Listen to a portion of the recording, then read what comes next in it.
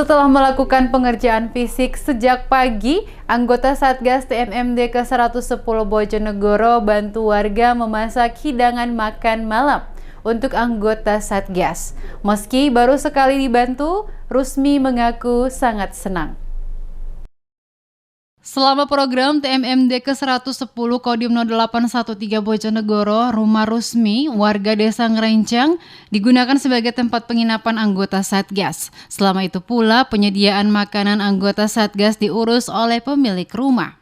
Sore hari setelah melakukan pengerjaan fisik sejak pagi, Prajurit 2, Iwan, anggota Satgas TMMD ke-110 Bojonegoro, membantu memasak hidangan makan malam untuk anggota Satgas. Menurut penjelasan Rusmi, dalam sehari ia terjadwal memasak 3 kali untuk jatah sarapan, makan siang, dan makan malam anggota Satgas. Dibantu Satgas memasak, Rusmi mengaku senang meski baru kali pertama dibantu anggota Satgas memasak.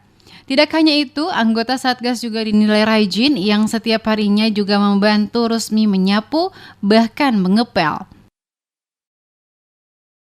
Memasak, membantu ibunya untuk makan sore. Masak.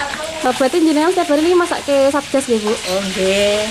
Bantu nyapu, ngepel masalah.